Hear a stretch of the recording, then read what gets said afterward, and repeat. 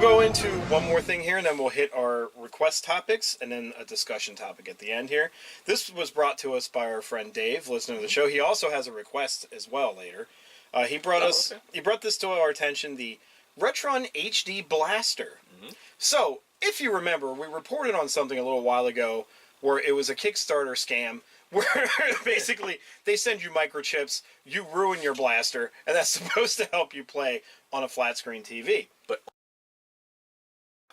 only Duck Hunt, yes. Yes. This is reverse engineered in a way that you don't have to do anything to it. You just buy it.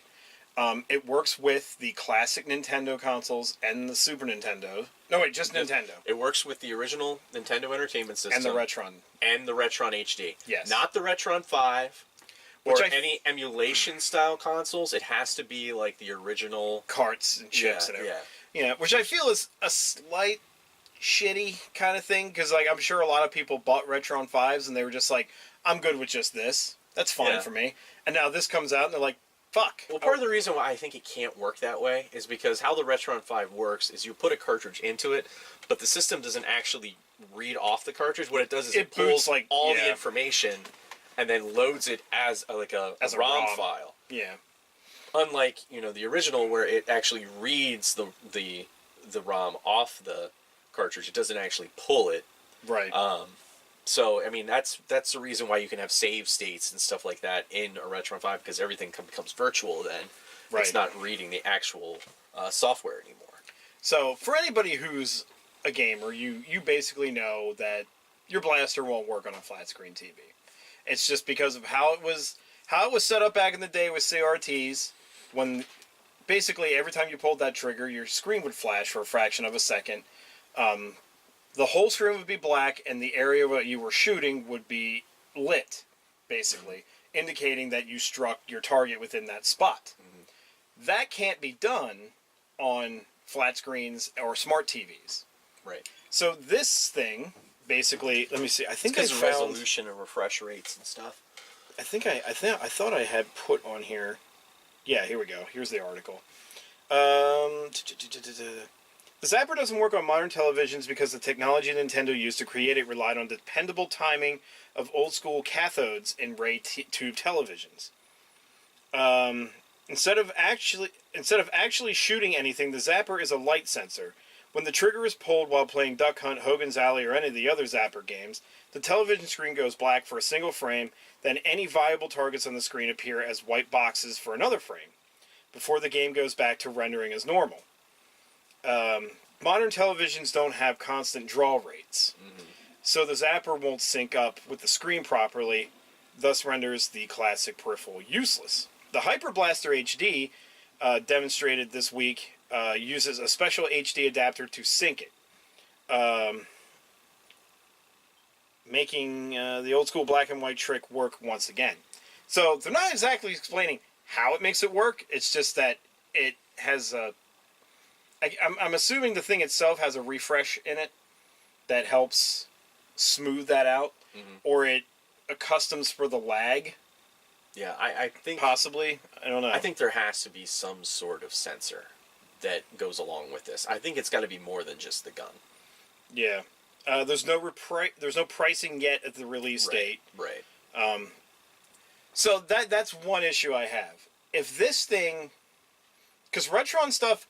I always find to be pretty pricey for what it is. Can be. If this thing is over, I feel like if this is over $20, it's not worth it. Well, $20 I think was the price point they brought out. They did the remodel of the Super Nintendo mouse. Yeah.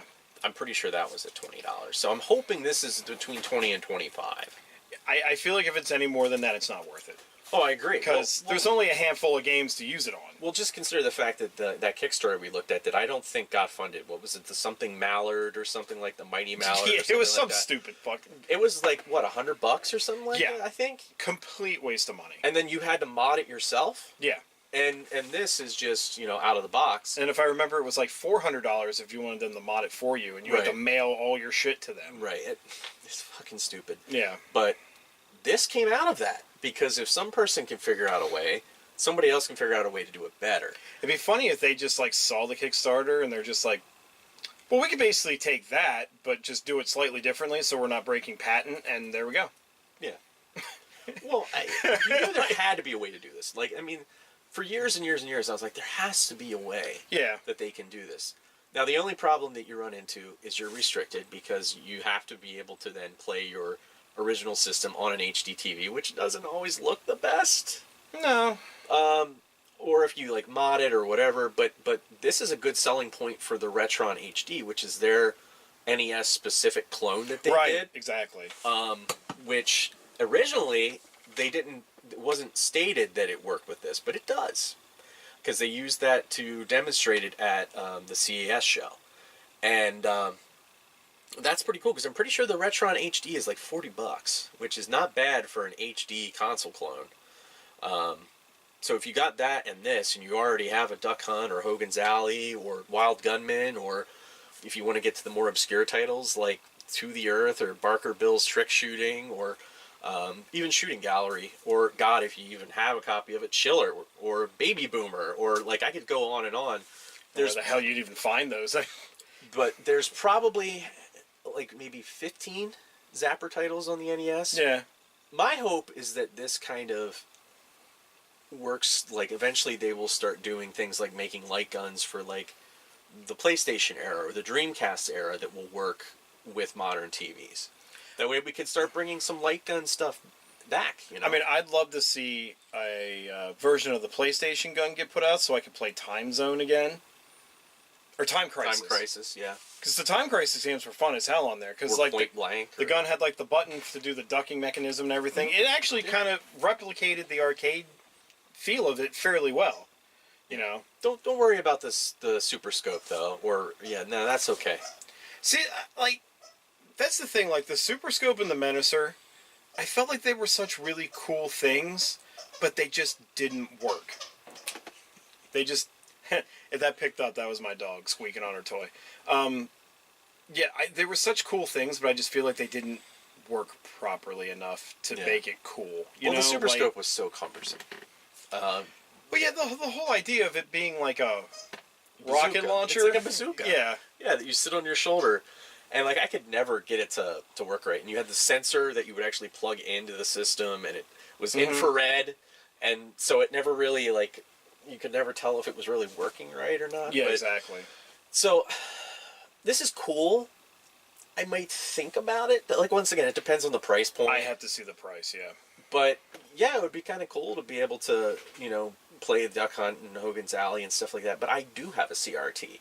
So, is there a need for me to have a CRT? Well, and that's the other thing. It's just kind of like, if you're hardcore enough into this, and you really, really want to play your Zapper... You wouldn't be against going down to a Salvi and just picking up an old CRT for like $10. Which they didn't carry for the longest time. They wouldn't take them. Now they're taking them. Yeah. Because they're selling them. Yeah. People want them again. I noticed that. Yeah, people want them again. And they're dirt fucking cheap. Yeah. Probably even cheaper than $10, honestly. Mm-hmm. So, or you can even just scroll through Craigslist or people's ads on Facebook and they're just like, curb alert. Mm-hmm. It works, just upgraded, you know? Yeah. And you could grab a free TV and play Duck Hunt all you want. Pretty sure mine was free. All I had to do was get a remote for it. That way I could change the input and good to go. So that's the thing. It has to be a decent